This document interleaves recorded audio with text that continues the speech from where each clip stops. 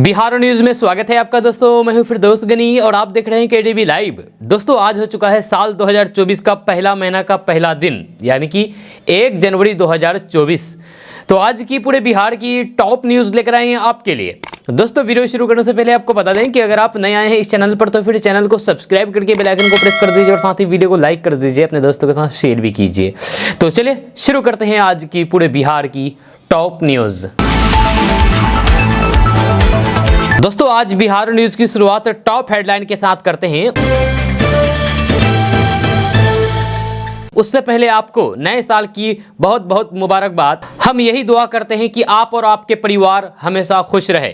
इस नए साल में आपको ढेर सारी शुभकामनाएं एवं बधाइयां। साथ ही साथ आप केडीबी लाइव भी देखते रहें और अपने दोस्तों के साथ शेयर करते रहें। तो चलिए फिर बात करते हैं टॉप हेडलाइन के साथ शुरू करते हैं आज की खबर। तो बात करते हैं कि आज नए साल के पहले दिन भी खुले रहेंगे बिहार के सभी स्कूल। शिक्षा निदेशक ने सरकारी शिक्षकों को दिया ये टास्क। बिहार में फिर से हुआ पकड़ुआ विवाह। मेला देखने गए नाबालिग को अगवा करके जबरन 14 साल की किशोरी से कराई शादी। बिहार में 40 पैसे प्रति यूनिट तक महंगी हो सकती है बिजली। जाने किस श्रेणी में क्या होगा नया रेट, आगे आपको बताएंगे विस्तार से। बिहार एएनएम भर्ती परीक्षा के लिए एडमिट कार्ड जारी। 10,709 पदों के लिए इन डेट में होगा एग्जाम। बिहार में 2 हिस्सों में बंट गई मालगाड़ी। 32 डिब्बे को स्टेशन पर छोड़ करके 10 किलोमीटर निकल गया इंजन। मैं 1 करोड़ रुपए कर्जा में हूं, भाई की नौकरी गई। दर्द सुनाते मनीष कश्यप ने नीतीश सरकार से दागे कई सवाल। नेपाल की नकली नूडल बिगाड़ ना दे भारतीयों की सेहत, डॉक्टरों ने इस बात की जताई चिंता। मोबाइल का अधिक इस्तेमाल बच्चों को इस गंभीर बीमारी का बना रहा शिकार, जाने लक्षण और बचाव के उपाय। मुख्यमंत्री का पद छोड़े नीतीश कुमार, गद्दी किसी और को सौंपे। सुशील मोदी बोले पूरा देश घूमते रहे, कुछ बिगड़ने वाला नहीं। तेजस्वी के विभाग का बुरा हाल, कड़ाके की ठंड में तड़पते मरीज को फर्श पर लिटाया, ऐसे दूर होगी बदहाली। आरजेडी का अंत निकट, बोले बिहार के विरोधी दल के नेता। कहा अपनी संस्कार और संस्कृति के हिसाब से कर रहे काम। क्या बिहार की राजनीति में होने वाला है बड़ा खेल? लालू प्रसाद यादव से मिलने पहुंचे विधानसभा स्पीकर, हलचल हुई तेज। गाड़ियों में रिफ्लेक्टिव टैप लगाना हुआ अनिवार्य, नहीं लगाने पर होगी बड़ी कार्रवाई। बच्चों को पढ़ाने की जगह क्लास में आराम फरमाते हैं गुरुजी, ऐसे कैसे सुधरेगी बिहार की शिक्षा व्यवस्था? दोस्तों अब बात करेंगे विस्तार से। तो बात करते हैं कि 2024 का आज पहला दिन है, यानी कि 1 जनवरी 2024। लेकिन आज मौसम पूरे बिहार में इस तरह से बिगड़ा है कि लोगों को अपने घर से निकलना मुश्किल हो गया है। सीमांचल, मिथिलांचल, मगध समेत पूरे बिहार में मौसम काफी ज्यादा बिगड़ गया है। जहाँ मौसम ठंडा ठंडा कूल हो गया है। जहाँ लोग रजाई में डूबे हुए हैं क्योंकि काफी ज्यादा ठंड बढ़ गई है। ठंड के बढ़ जाने से इंसान ही नहीं बल्कि जानवर भी काफी ज्यादा परेशान है। आपको बता दूं कि कुछ दिन पहले ही तापमान में बढ़ोतरी दर्ज की गई थी, लेकिन आज अचानक से तापमान में 2 दिन से गिरावट काफी ज्यादा हो गई है। जी हाँ, जिससे लोग काफी ज्यादा परेशान है। खास करके बाहर काम करने वाले लोगों की हालात काफी ज्यादा खराब हो गई है, क्योंकि लोगों को घर से निकलना मुश्किल हो रहा है और फिर इस मुश्किल समय में लोग अपनी रोजी रोटी के लिए घर से बाहर निकलने पर मजबूर हैं। आपको बता दूं कि ठंड के मौसम की ये चरम सीमा है जो जनवरी भर तक रहेगी। या जनवरी के बाद ही ठंड में कमी दर्ज की जा सकती है। इसको लेकर के सरकार की तरफ से गाइडलाइंस जारी किया गया है और जगह जगह अलाव की व्यवस्था की गई है।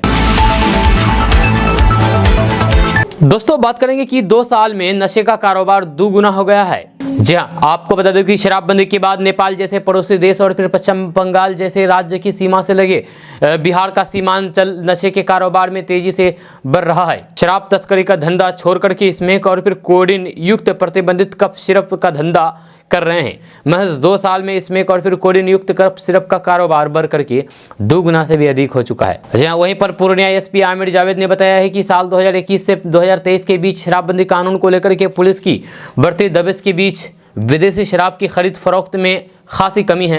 साल 2022 में 10,453 लीटर देसी शराब और फिर 26,019 विदेशी शराब जब्त की गई थी। वहीं पर साल 2021 में 1500 ग्राम स्मैक पकड़ी गई थी, जबकि साल 2022 में 1700 ग्राम, वहीं पर 2023 में स्मैक की में ठीक दोगुना 4000 ग्राम स्मैक जब्त की गई है। स्मैक की रिकवरी ये हैरान कर देने वाले आंकड़े बता रहे हैं कि धंधेबाजों ने शराब बेचना छोड़ करके अब सूखे नशे का कारोबार कर रहे हैं।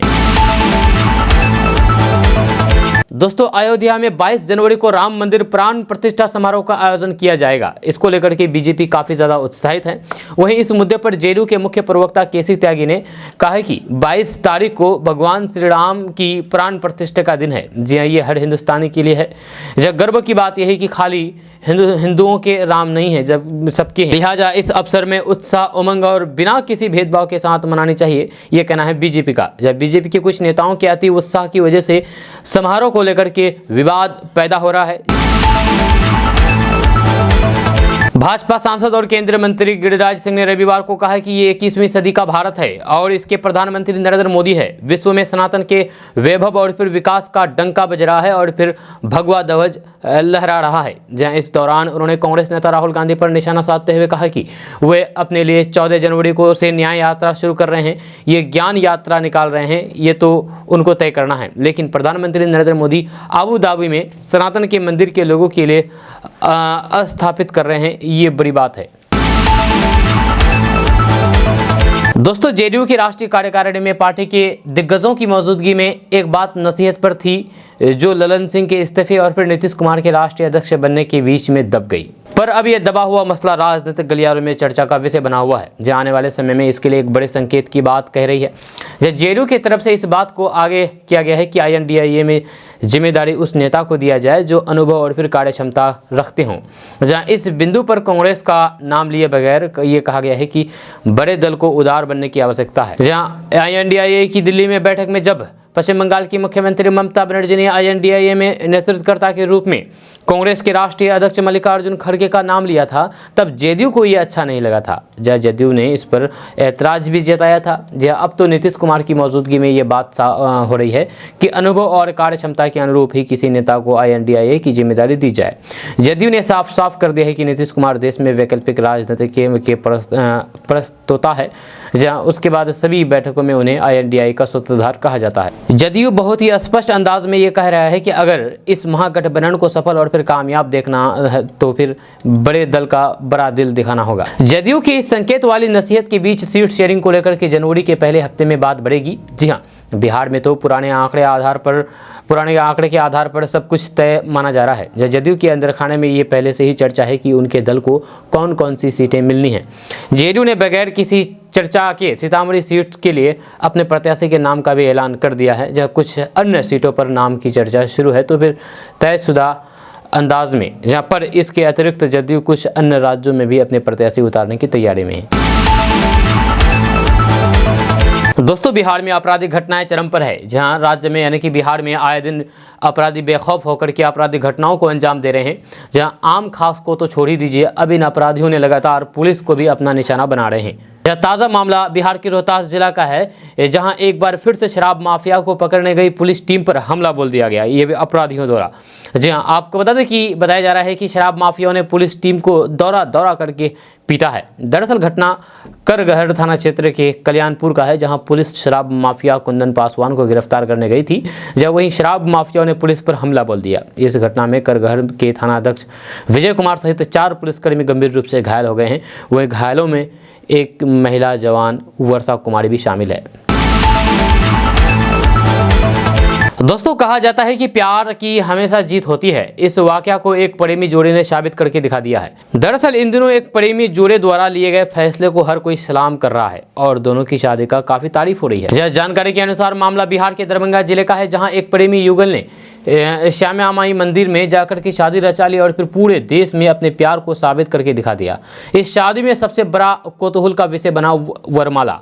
दरअसल वर वधू अक्सर हाथों में वरमाला पहनाते हैं, लेकिन यहाँ ऐसा नहीं हुआ। जी हाँ, यहाँ प्रेमिका को प्रेमी ने अपने पैरों से वरमाला पहनाई और अपने पैरों से ही मांग में सिंदूर भी डाला। इलाके में इस अनोखी शादी की खूब चर्चा हो रही है। लोग इसे फिल्मी विवाह कह रहे हैं, जिसमें लीड रोल में प्रेमी नहीं बल्कि प्रेमिका है। लड़के ने अपने पैर से दुल्हन के गले में माला पहनाई और फिर मांग में सिंदूर भरा।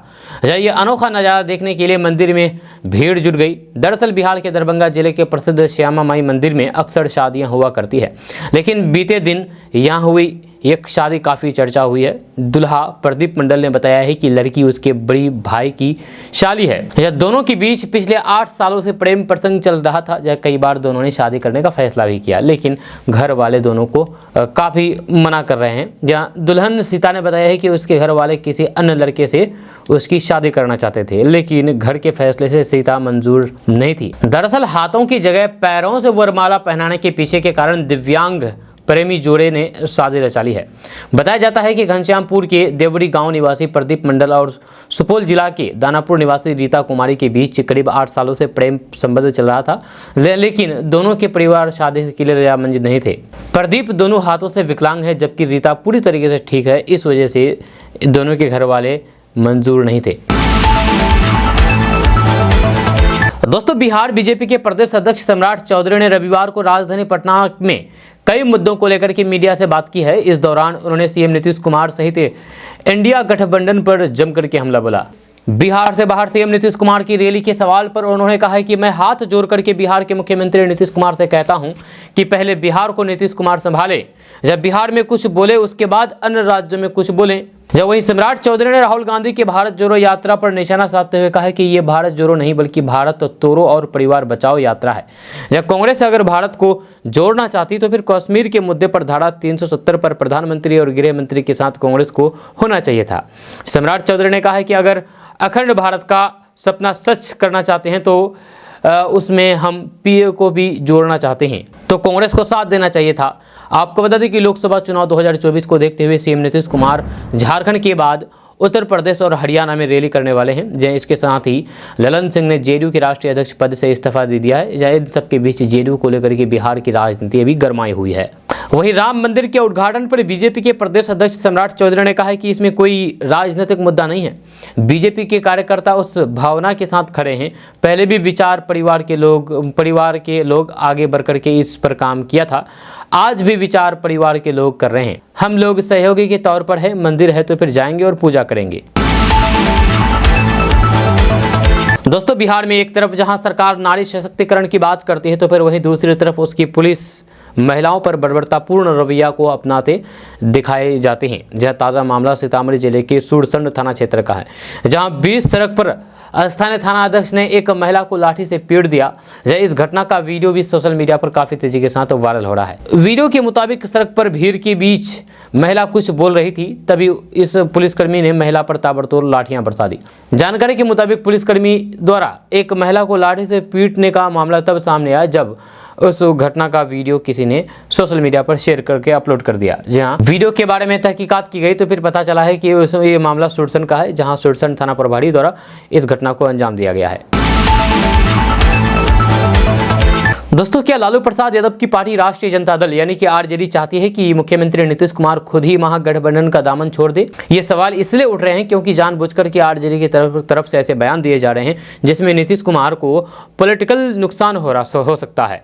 जब से बिहार में जेडीयू और आरजेडी की गठबंधन वाली सरकार बनी है तभी से सनातन पर लगातार हमले हो रहे हैं। यह हिंदू आस्था को लगातार आहत किया जा रहा है। ऐसे में अभी इस पूरे प्रकरण को लेकर के विजय कुमार सिन्हा ने जोरदार हमला बोला है। विजय कुमार सिन्हा ने राजद की तरफ से हिंदू धर्म के लिए किए जा रहे बयानों को लेकर के कहा है कि जिसका जो संस्कार और फिर संस्कृति है उसी के हिसाब से वे समाज के बीच दिखाई पड़ता है। ये लोग हमेशा सनातन के संतानों को अपमानित करके तुष्टिकरण की राजनीति से सत्ता प्राप्त करना चाहती है और फिर यही उनकी विदाई का कारण बनेगा। साथ ही बीजेपी नेता विजय सिन्हा ने कहा है कि अभी तक समझ में नहीं आ रहा है कि भारत मां धरती के संतानों के लिए है कोई भी जाति धर्म क्षेत्र भाषा का सभी के प्रति सम्मान भाव है। यही हमारा धर्मनिरपेक्षता होनी चाहिए। लेकिन तुष्टिकरण की राजनीति से धर्मनिरपेक्षता और फिर सनातन के संतानों को उसी के देवी देवताओं पर बार बार बयान देना उनके अंत का समय निकट है। आपको बता दें कि बयान फतेह बहादुर सिंह का आया है, जो कि आरजेडी के विधायक हैं। जब सासाराम से आरजेडी विधायक फतेह बहादुर सिंह ने एक बार फिर से हिंदू आस्था को ठेस पहुंचाने की कोशिश की है। उनका कहना है कि सरस्वती विद्या की देवी नहीं है। उन्होंने ये भी सवाल उठाया है कि क्या देवी सरस्वती की पूजा विद्यालय में की जानी चाहिए। आपको बता दें कि बिहार में लगातार कभी पोस्ट के जरिए तो कभी बयानों के जरिए आरजेडी की तरफ से लगातार हिंदू आस्था पर सवाल उठाए जा रहे हैं। जब बिहार के राजनीतिक जानकारों के निगाह में सीएम नीतीश कुमार ऐसे समाजवादी हैं जो सभी धर्म का सम्मान करते हैं। मुख्यमंत्री नीतीश कुमार हिंदू आस्था को ठेस पहुंचाने वाले बयानों पर संयम बरतने की अपील आरजेडी के विधायकों से कर चुकी हैं। यह ध्यान देने वाली बात यह भी है कि नीतीश कुमार ने मीडिया के समक्ष हाथ जोड़ करके ये कहा था कि वे सभी धर्म का सम्मान करते हैं। दोस्तों, तेजस्वी यादव बिहार के डिप्टी सीएम के साथ साथ कई विभागों के मंत्री भी हैं, जहां उन विभागों में काफी महत्वपूर्ण स्वास्थ्य विभाग भी शामिल है। जब मंत्री बनने के बाद तेजस्वी यादव ने बिहार के लोगों को विश्वस्तरीय स्वास्थ्य सुविधा उपलब्ध कराने का सपना दिखाया था, लेकिन उन्हें मंत्री बने 1.5 साल से अधिक का समय बीत गया है, लेकिन स्वास्थ्य विभाग की बदहाली दूर नहीं हुई है और मुंगेरी लाल के हसीन सपने टूट गए हैं। दरअसल सीतामढ़ी से जो तस्वीरें सामने आई है उसने तेजस्वी यादव के स्वास्थ्य व्यवस्था की पोल खोल करके रख दी है। मामला सीतामढ़ी जिला की डुमरा प्राथमिक स्वास्थ्य केंद्र का है, जहां कड़ाके की ठंड में तड़पते मरीजों को फर्श पर सुला दिया गया, जिसकी तस्वीरें सामने आई है, जहां बेड नहीं मिलने के कारण मजबूरन सारी रात महिला मरीज को फर्श पर सोना पड़ा। जानकारी के मुताबिक डुमरा प्राथमिक स्वास्थ्य केंद्र के बंदियाकरण ऑपरेशन के लिए कैंप लगाया गया था, जहां ऑपरेशन के बाद मरीजों को बेड तक नसीब नहीं हुआ और फिर कड़ाके की ठंड में महिला मरीजों को ऑपरेशन के बाद फर्श पर ही लटा दिया गया। जब बंदियाकरण ऑपरेशन के लिए जिले के विभिन्न इलाकों से मरीज प्राथमिक स्वास्थ्य केंद्र में पहुंचे थे, लेकिन ऑपरेशन के बाद उन्हें बेड की जगह ठंड में फर्श पर सोने के लिए कहा गया। आपको बता दूं कि एक तरफ जहां मिशन 60 के तहत स्वास्थ्य व्यवस्था की स्थिति दुरुस्त करने का दावा किया जा रहा है, तो फिर वहीं दूसरी तरफ तेजस्वी यादव के स्वास्थ्य विभाग की असली हकीकत क्या है, इसकी तस्वीरें सीतामढ़ी के डुमरा प्राथमिक स्वास्थ्य केंद्र में देखने को मिली, जहां महिला मरीज को एक बेड तक नसीब नहीं हुई। तस्वीरें सामने आने के बाद लोग पूछ रहे हैं कि तेजस्वी यादव इस तरह से स्वास्थ्य व्यवस्था की बदहाली को दूर करेंगे। दोस्तों, बिहार के कैमूर जिले में सियार ने धान काट रही महिला पर हमला बोल दिया, जहां इस हमले में ये महिला बुरी तरीके से जख्मी हो गई थी। जहां इसके बाद उसे गंभीर स्थिति में अस्पताल में भर्ती कराया गया था, जहां महिला का अस्पताल में इलाज चल रहा था, लेकिन महिला के इलाज के दौरान जान चली गई। इस घटना से इलाके में दहशत का माहौल है। वहीं मृतक के परिवार वालों में कोहराम मचा हुआ है। आपको बता दूं कि ग्रामीण इलाकों में खेत में अक्सर सियार पहुँच जाते हैं। दोस्तों, देश में आगामी 5 से 6 महीने के अंदर लोकसभा का चुनाव होना है। या इस चुनाव से पहले देश की तमाम छोटी बड़ी पार्टी अपने तौर तरीके से चुनावी रणनीति बनाने में जुट गई है। इसी कड़ी में बीते शाम लगभग 5 घंटों तक बिहार भाजपा के अंदर कोर कमेटी की बैठक हुई। इस बैठक में कई मुद्दों पर गंभीर चर्चा की गई। उसमें जो प्रमुख बातें थी उसके अनुसार वर्तमान राजनीतिक हालात और फिर आगामी रणनीति पर चर्चा की गई। दरअसल बिहार भाजपा ने आगामी लोकसभा चुनाव की तैयारियों में अगले साल में होने वाली सांगठनिक गतिविधियों की कार्य योजना बना ली है। बिहार प्रदेश अध्यक्ष सम्राट चौधरी की अध्यक्षता में हुई इस बैठक में अगले साल में पार्टी की ओर से क्या क्या कार्यक्रम होना है, बैठक में इस पर चर्चा हुई है। इसके अलावा ये भी निर्देश दिया गया है कि बिहार में जो राजनीतिक घमासान मचा हुआ है उसको लेकर के कुछ तलखट टिप्पणी नहीं करना है, बस सभी हालात पर नजर बनाए रखना है। इसके अलावा ये भी कहा गया है कि बिहार में जो राजनीतिक माहौल है उस पर केंद्रीय टीम की भी नजर है, लिहाजा कभी भी रिपोर्ट तलब किया जा सकता है, इसलिए सभी चीज़ों पर नज़र बना करके रखनी चाहिए। इसके साथ ही पार्टी ने तय किया है कि लोकसभा चुनाव को लेकर के सभी मोर्चा और फिर प्रकोष्ठों को सक्रिय हो जाना है। यह बूथ स्तर पर संगठन को मजबूत करने का टास्क सौंपा गया है। इसके लिए हर हाल में बूथ कमेटी बनाने को कहा गया है। दोस्तों, पटना हाई कोर्ट से जमानत मिलने के बाद 23 दिसंबर को यूट्यूबर त्रिपुरारी तिवारी उर्फ मनीष कश्यप 9 महीने के बाद बेऊर जेल से रिहा हो गए हैं। जहां रिहा होने के बाद एक बार फिर से वे बिहार सरकार पर हमलावर हो गए हैं। लेकिन इस बीच उनका एक वीडियो सामने आया है जिसमें वे काफी भावुक दिख रहे हैं। इस वीडियो में वे अपना दर्द सुनाते नजर आ रहे हैं। वीडियो में मनीष कश्यप कह रहे हैं कि अरे क्यों किए मेरे साथ ऐसा, मुझे जेल डालते, मेरे परिवार के साथ ऐसा क्यों किया, जब मेरे परिवार को क्यों परेशान किए, मेरे भाई की नौकरी छूट गई, मैं आज कम से कम 1 करोड़ रुपए कर्जा में हूँ, मेरा परिवार और मेरा भाई जब माफ़ी मांगने गया तो फिर आप लोगों ने कहा कि भगा दो इसे। मेरा परिवार डर गया था क्योंकि आप लोगों ने मेरे ऊपर NSA लगा दिया था, जहां आप लोगों ने मुझे भारत का सबसे बड़ा अपराधी बना दिया। उन्होंने कहा कि एक कुरुक्षेत्र श्री कृष्ण ने हरियाणा में बनाया था और एक कुरुक्षेत्र मैं बिहार में बनाऊंगा। आपको बता दें कि मनीष कश्यप पर तमिलनाडु सरकार ने NSA लगा दिया था, जहां उन पर तमिलनाडु में बिहार के मजदूरों को लेकर के कथित तौर पर फर्जी वीडियो शेयर करने का आरोप लगाया था, जहां जिसके बाद पुलिस ने उन्हें गिरफ्तार कर लिया था। लेकिन अब जेल से बाहर होने के बाद मनीष कश्यप ने कहा है कि मेरे ऊपर 1 करोड़ रुपए का कर्जा है और मुझे तो परेशान किया गया है, साथ ही मेरे परिवार के ऊपर भी जुल्म किया गया है। दोस्तों बात करेंगे कि भारतीय जनता पार्टी यानी कि भाजपा के राष्ट्रीय प्रवक्ता और बिहार के पूर्व उद्योग मंत्री सैयद शाहनवाज हुसैन का मानना है कि बिहार में औद्योगिक विकास के बिना पलायन रोकना टेढ़ी खीर है। उन्होंने साफ लहजे में कहा है कि आज तक बिहार की सत्ता में रहे किसी भी सरकार ने सुदृढ़ता और फिर समर्पण भाव से इस ओर कार्य नहीं किया है, जिस कारण ये स्थिति उत्पन्न हुई है। उन्होंने कहा है कि मुझे करीब 2 साल तक प्रदेश के उद्योग मंत्री के रूप में कार्य करने का मौका मिला था, जब मैंने काफी प्रयास करके यहाँ एथेनॉल कारखाने को लेकर के वर्षों तक बंद दरवाजे खोला था। कई योजनाएं थी, लेकिन सरकार बदलते ही योजनाएं धराशायी हो गई। हाल ही में पटना में आयोजित इन्वेस्टर समिट के विषय में पूछने पर उन्होंने कहा है कि ये समिट बड़ा था, लेकिन जितना बिहार को इससे लाभ उठाना चाहिए था वह सरकार नहीं उठा सकी। उन्होंने बिहार सरकार पर तंज कसते हुए कहा है कि उद्योग का क्षेत्र आंकड़ों की बाजीगरी से आगे नहीं बढ़ाया जा सकता है, जहाँ इसको सरजमी पर उतारना पड़ता है। उन्होंने स्पष्ट कहा है कि इतना बड़ा समिट था, लेकिन मुख्यमंत्री नीतीश कुमार जी उस समिट में कितना समय दे पाए ये देखने वाली बात थी। वे समिट में गए लेकिन सार्वजनिक रूप से संबोधित नहीं किया। आखिर इसका क्या संदेश जाएगा। शाहनवाज हुसैन ने कहा है कि उद्योग और अपराध साथ साथ नहीं चल सकता है। उन्होंने साफ लहजे में कहा है कि पटना में इन्वेस्टर्स मीट के नाम पर लोगों की आंखों में धूल झोंकने का काम किया गया। जब उस बैठक के दरमियान मुख्यमंत्री नीतीश कुमार ने एक शब्द भी नहीं कहा कि कैसे बिहार के लोग उद्योग लगाएंगे। उद्योग विभाग मंत्रालय आज राजद के पास है, जिसका इतिहास उद्योगपतियों को पता है, या कैसे कोई विश्वास करेगा। दोस्तों भाजपा ने बिहार की 40 लोकसभा सीटों पर एनडीए की जीत सुनिश्चित करने के लिए अभी से पृष्ठभूमि तैयार करने की पहल शुरू कर दी है। इसी क्रम में शनिवार को पार्टी के प्रदेश मुख्यालय में बिहार के 50 लाख श्रद्धालुओं को 22 जनवरी के बाद आगामी 3 महीनों में अयोध्या धाम भ्रमण कराने का पर मुहर लगी है। जब भाजपा की योजना हर दिन 80 से 100 विशेष ट्रेन बिहार के विभिन्न स्टेशन से अयोध्या धाम के बीच चलाने की है। 3 दिवसीय अयोध्या धाम यात्रा में श्रद्धालुओं के लिए भोजन एवं ठहरने एवं टिकट की व्यवस्था की निःशुल्क होगी। बिहार भाजपा अध्यक्ष सम्राट चौधरी की अध्यक्षता में हुई बैठक के दौरान सम्राट चौधरी ने संगठन से जुड़े सभी पदाधिकारियों को विस्तार से यात्रा कार्यक्रम एवं पार्टी की भावी संगठनात्मक कार्यक्रम से अवगत कराया है, जहाँ राष्ट्रीय नेतृत्व की ओर से दिए गए दायित्वों को तय समय सीमा में पूरा करने की ओर ध्यान आकर्षित किया है। दोस्तों नए साल में गरीब परिवारों को जीविकोपार्जन के लिए नीतीश सरकार बकरी देगी। इसका लाभ सभी वर्ग के बीपीएल परिवारों को मिलेगा। सामान्य को 80%, SC/ST के गरीब परिवारों को 90% अनुदान पर बकरी मिलेगी। इस बार पशु एवं मत्स्य संसाधन विभाग ने योजना में बदलाव कर दिया है। अब जीविका नहीं खुद विभाग के स्तर पर बकरी वितरण होगा। जहां इस योजना के लिए सरकार ने 5,42,85,000 का प्रावधान किया है। यह 3 उन्नत नस्ल की बकरी का औसत मूल्य 15,000 है। जहाँ सामान्य वर्ग की 12,000, SC/ST को 13,500 मिलेंगे। जहाँ इस साल 3,941 परिवारों को 3 बकरी देने का लक्ष्य है। जहाँ इसमें सामान्य के 1,006, SC/ST के 2,200 और फिर ST के 735 परिवारों को बकरी देने का लक्ष्य है। योजना का क्रियान्वयन जिला स्तर पर होगा। जब विभागीय मंत्री आफाक आलम ने कहा है कि गरीबों को बकरी पालन से आर्थिक लाभ दिलाना है। जब पशुपालन एवं मत्स्य संसाधन विभाग के मंत्री मोहम्मद आफाक आलम कहते हैं कि ग्रामीण क्षेत्र के लोगों की आर्थिक स्थिति को बेहतर करने में बकरी पालन और फिर पोल्ट्री व्यवसाय की खास भूमिका है। जो वहीं सरकार समेकित मुर्गी विकास योजना के तहत अंडा उत्पादन में लेयर फार्मिंग को स्वीकृति दे चुकी है। जय इसके बाद अब आने वाले समय में बकरी पालन पर सब्सिडी देने की योजना को अंतिम रूप दिया गया है।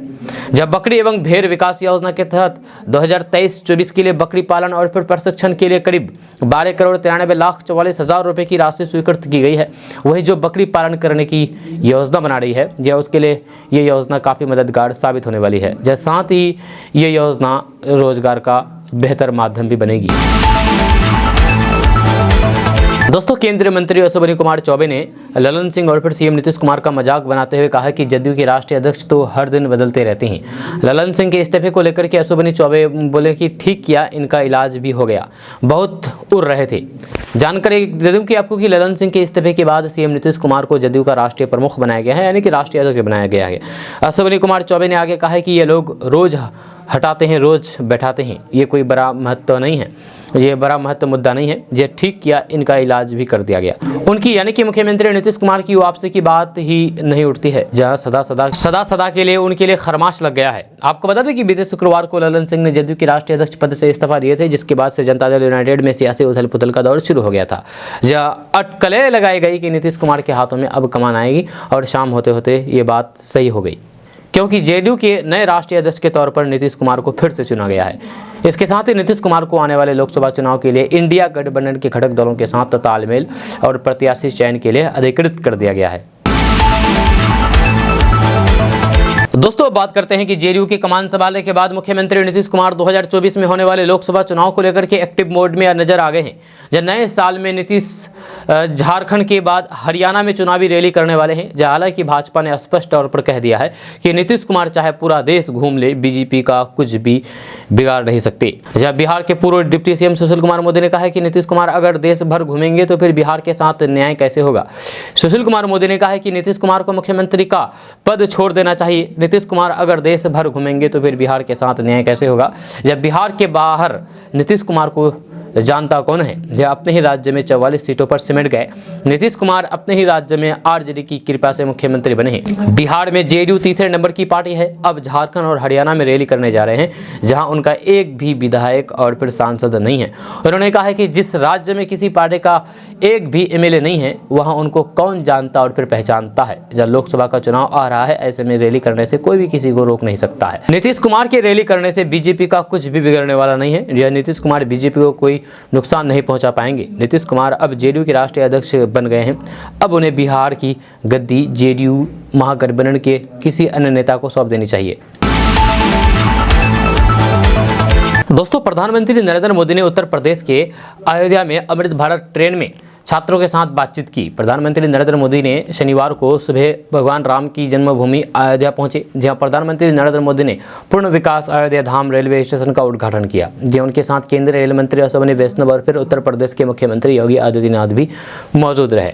प्रधानमंत्री Narendra Modi Amrit Bharat train Malda town Bengaluru Amrit Bharat express का वर्चुअल उद्घाटन किया। अयोध्या हवाई अड्डा पर पहुंचने पर प्रधानमंत्री नरेंद्र मोदी का राज्यपाल आनंदीबेन पटेल, मुख्यमंत्री योगी आदित्यनाथ और भारतीय जनता पार्टी यानी कि भाजपा के प्रदेश अध्यक्ष भूपेंद्र सिंह चौधरी समेत कई प्रमुख नेताओं ने स्वागत किया है। जहां मुख्यमंत्री योगी आदित्यनाथ ने सोशल मीडिया मंच एक्स पर प्रधानमंत्री को अंगवस्त्र पहना करके स्वागत करते हुए एक तस्वीर शेयर की है। प्रधानमंत्री कार्यालय यानी कि पीएमओ ने एक बयान में ये जानकारी दी है। जब बयान में कहा गया है कि वे कई अन्य रेल परियोजनाओं को भी राष्ट्र को समर्पित की है, जब वे नवनिर्मित अयोध्या हवाई अड्डे का उद्घाटन किया है। जहाँ इसके बाद प्रधानमंत्री एक सार्वजनिक कार्यक्रम में हिस्सा लेंगे, जहां वह राज्य में 15,700 करोड़ रुपए से अधिक की गई विकास परियोजनाओं का उद्घाटन और शिलान्यास करेंगे।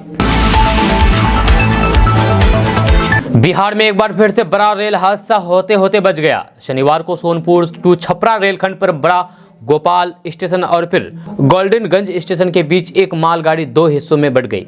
मालगाड़ी का इंजन 32 डिब्बों को छोड़कर के 8 डिब्बों के साथ करीब 10 किलोमीटर आगे निकल गया। इस घटना के बाद रेल कर्मियों में हड़कंप मच गया। गनीमत की बात रही कि इस दौरान कोई हादसा नहीं हुआ। बड़ा संयोग है कि छपरा में ब्लॉकिंग के कारण अधिकांश ट्रेन रद्द है और फिर न ही किसी ट्रेन के उस वक्त ट्रैक पर आने की अवधि हुई थी।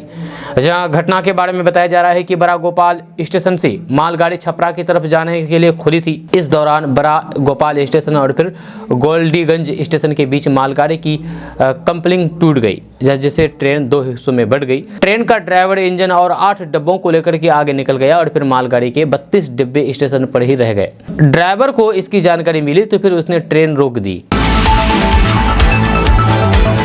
दोस्तों, बिहार में कोरोना ने दस्तक दे दी है, जहां अब राजधानी पटना से बाहर भी कोरोना के मरीज मिलने लगे हैं। जहां रोहतास के बाद अब मुजफ्फरपुर में भी कोरोना का पहला मरीज मिला है। जहां कोरोना का बढ़ते मरीजों को देखते हुए बिहार के सभी जिलों में स्वास्थ्य विभाग की टीम अलर्ट मोड पर आ चुकी है। जहाँ बिहार के विभिन्न जिलों में एक के बाद एक मरीज मिलने से लोगों में दहशत का माहौल है। जहाँ पटना और रोहतास के बाद अब मुजफ्फरपुर में कोरोना का पहला मामला सामने आया है। जहाँ मुजफ्फरपुर के मुरौल के रहने वाले व्यक्ति की शुक्रवार को जाँच रिपोर्ट आई, जिसमें वो पॉजिटिव पाए गए। जी हाँ, कोरोना मरीज की कोई भी ट्रैवल हिस्ट्री नहीं है। जब पिछले 5 दिनों से वह बीमार चल रहा था, जब वह इलाज कराने प्राथमिक स्वास्थ्य केंद्र पहुंचा, जहां डॉक्टरों ने कोरोना जांच कराने की बात कही गई। इसके बाद शुक्रवार को आई रिपोर्ट का पता चला है कि वह कोरोना संक्रमित है। जब मरीज के संपर्क में आने वाले सभी व्यक्ति को कोरोना जांच करवाने की सलाह दी गई है। दोस्तों, जदयू ने चुनाव के अपने मुद्दों को लगभग तय कर लिया है। यहाँ इसके तहत सबसे बड़े मुद्दे के रूप में जाति आधारित गणना और फिर उसके आधार पर आरक्षण के दायरे की बात पूरे राज्य में पूरे चुनाव के दौरान गूंजती रहेगी। जी हाँ, हालांकि जदयू का मानना है कि इस विषय को नीतीश कुमार ने ही अस्तित्व प्रदान किया है। जदयू अब इस प्रयास को आगे बढ़ाने की कवायद शुरू करने को है कि अलग अलग राज्यों में जो समूह जाति आधारित गणना की बात कर रहे हैं उन्हें हमराह बनाया जाए।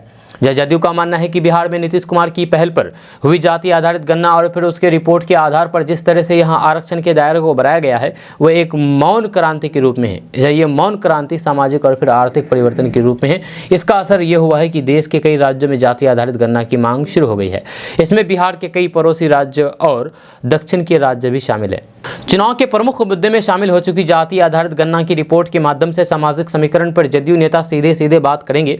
जब बिहार में तो इस पर बात करना अधिक सहज है, क्योंकि सरकार के पास इस रिपोर्ट के माध्यम से यह आंकड़ा उपलब्ध है कि किस जाति के लोगों की संख्या कितनी है।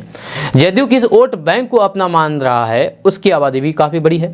जातियों की आर्थिक स्थिति की भी जानकारी सार्वजनिक है, इसीलिए इस पर भी बात आगे बढ़ेगी। बिहार के बाहर के राज्यों में जदयू ये साफ साफ कहेगा कि नीतीश कुमार के नेतृत्व वाली सरकार ने किस तरह से जाति आधारित गणना की रिपोर्ट आने के बाद आरक्षण के दायरे को विस्तारित किया है। इसे भी आगे किया जा रहा है कि पूरे देश में नीतीश कुमार के इस पहल को सराहा जा रहा है। दोस्तों, भारतीय जनता पार्टी के प्रदेश प्रवक्ता अरविंद कुमार सिंह ने कहा है कि राजद का मतलब राक्षसी प्रवृत्ति, जलांदी संस्कृति और दलालों से भरा दल। राजद सिर्फ जाति और धर्म के आधार पर समाज को बांटने का काम करती है, यह कहना है बीजेपी नेता का।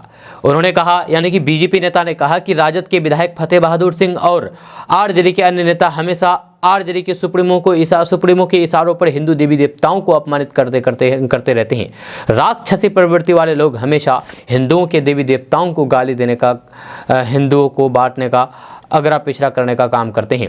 अरविंद सिंह ने कहा, यानी कि जो बीजेपी के नेता है अरविंद सिंह, उन्होंने कहा कि राजद के विधायक को अपना मानसिक ज्ञान वर्धन करने की ज़रूरत है। जो भाजपा प्रदेश अध्यक्ष के बारे में बोलते हैं, उनको ये समझ में नहीं आता है कि भाजपा ने ही समाज के हर वर्ग को सम्मान देने का काम किया है। आज देश के प्रधानमंत्री नरेंद्र मोदी जी खुद अति पिछड़े समाज से, और फिर बिहार भाजपा के प्रदेश अध्यक्ष सम्राट चौधरी भी अति पिछड़े से हैं, और फिर उनकी बेचैनी सिर्फ इसलिए है क्योंकि उनके नेता को विकास के से कुछ लेना देना नहीं है, सिर्फ समाज को बांटना, जाति धर्मों को लेकर के बांटना है। दोस्तों, बिहार पंचायत उपचुनाव 2023 का रिजल्ट जारी कर दिया गया है। शनिवार को आए चुनाव परिणाम में महिलाओं प्रत्याशियों ने अधिक पदों पर बाजी मारी है। जब कुल 242 सीट पर चुनाव हुए थे, इनमें से 132 सीट पर महिला प्रत्याशियों ने जीत हासिल की। वहीं 110 सीट पर पुरुष प्रत्याशी विजय रहे। यह राज्य निर्वाचन आयोग बिहार की ओर से कहा गया है कि पंचायत उप निर्वाचन 2023 में अत्याधुनिक तकनीक का प्रयोग करके निर्वाचन को अधिक निष्पक्ष, पारदर्शी एवं उत्तरदायित्व बनाया गया है। पंचायत उप निर्वाचन के लिए 28 दिसंबर को राज्य के 36 जिलों के 167 प्रखंडों में 242 पदों के लिए वोट डाले गए थे। मतदान का कुल औसत प्रतिशत 48.65 रहा, जिनमें महिलाएं मतदाता 45% थी। दोस्तों, बिजली कंपनियों का बिहार में बिजली दर बढ़ाने का प्रस्ताव मान लिया गया। तो 1 अप्रैल 2024 से राज्य में, यानी कि बिहार में बिजली दर 33 से 40 पैसे प्रति यूनिट तक महंगी हो सकती है।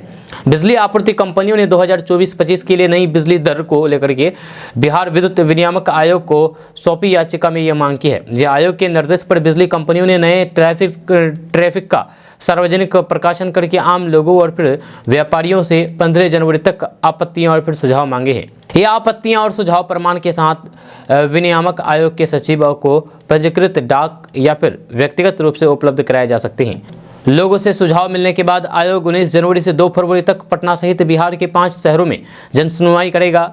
इस जनसुनवाई के बाद विनियामक आयोग 1 अप्रैल से पहले 2024-25 के लिए नए टैरिफ दर की घोषणा कर देगी। बिजली दर बढ़ाने की प्रस्तावित टैरिफ याचिका की कॉपी बिजली कंपनी मुख्यालय विद्युत भवन के साथ ही सभी क्षेत्रीय और फिर अंचल कार्यालय में उपलब्ध है, जिसे 500 रुपये भुगतान करके प्राप्त किया जा सकता है। आपको बता दें कि बिजली कंपनियों की बिजली की दर 40 पैसे प्रति यूनिट बढ़ाने के प्रस्ताव की भाजपा विधायक ने तीखी आलोचना की है। जहां भाजपा विधायक डॉक्टर संजीव चौरसिया ने आलोचना की है। उन्होंने कहा कि इस जन विरोधी प्रस्ताव से आम उपभोक्ताओं और फिर कारोबारियों पर अतिरिक्त बोझ पड़ेगा। उन्होंने आम लोगों और फिर व्यवसायियों से अपील की है कि वे 15 जनवरी से पहले बिहार विद्युत विनियामक आयोग को पत्र लिखकर के कड़ी आपत्ति दर्ज कराएं और जनसुनवाई के दौरान बढ़ोतरी के इस प्रस्ताव का खुल करके विरोध करें। उन्होंने कहा कि अगर प्रस्ताव वापस नहीं लिया गया तो फिर सड़क पर उतर करके इसका विरोध किया जाएगा। दोस्तों, बिहार वाकई में गजब है। जहाँ अभी पिछले साल बांका जिले में जहाँ की सड़क गायब हुई थी, अब एक बार फिर से एक कदम आगे का मामला सामने आया है। जहाँ इस बार बिहार के ही दरभंगा जिले में तालाब ही चोरी हो गया है। जी हाँ, रात में तालाब था, जबकि सुबह हुई तो फिर वहां तालाब नहीं था बल्कि झोपड़ी बनी हुई थी। जहाँ आपने सही सुना है, तालाब ही चोरी हो गया है। जब पहले तालाब का पानी निकाला गया, फिर उसे मिट्टी से पाट दिया गया। इसके बाद उस जगह पर झोपड़ियां भी बना दी गई। अब पुलिस ने शिकायत दर्ज कराए करके मामले की जांच शुरू कर दी है। जब इस घटना के सामने आने के बाद लोग भौचक्के रह गए। असल में यह घटना बिहार के दरभंगा जिले की है। मीडिया रिपोर्ट्स के मुताबिक दरभंगा जिले के कादिराबाद इलाके में यह तालाब था। इसका नाम नीम पोखर बताया गया। जहाँ बताया गया है कि गुपचुप तरीके से रात में तालाब में मिट्टी भराई का काम अवैध रूप से भूमि माफियाओं द्वारा किया गया था। हालांकि कई दिनों से चुपके से यह काम हो रहा था, लेकिन हद तो तब हो गई जब एक रात में सबने वहां कुछ नहीं देखा। जहाँ और फिर सुबह देखा तो फिर तालाब गायब था, मिट्टी से पटा हुआ था और फिर झोपड़ियाँ बनी हुई थी। बताया गया है कि शिकायत के बाद जब मौके पर पुलिस अधिकारी पहुंचे तो फिर मिट्टी भराई का काम चल रहा था। जब पुलिस के मुताबिक तालाब कथित तौर पर सरकार का था और फिर प्रशासन इसका रिकॉर्ड रखता था। हालांकि जब ये पहुंचे तो फिर तालाब का कोई भी निशान नहीं मिला और साइट पर एक स्थानीय झोपड़ी बनाई गई, जहाँ साथ ही क्षेत्र की बाड़ लगा दी गई। दोस्तों, आज का न्यूज़ बस यहाँ तक। कैसा लगा आपको नीचे कमेंट बॉक्स में कमेंट करके ज़रूर बताइएगा। अगर आप हमारे चैनल पर नए आए तो फिर चैनल को सब्सक्राइब करके बेल आइकन को प्रेस कर दीजिए और साथ ही वीडियो को लाइक कर दीजिए, अपने दोस्तों के साथ शेयर भी कीजिए। तो चलिए मिलते हैं फिर नेक्स्ट वीडियो के साथ। तब तक के लिए जय हिंद, जय बिहार।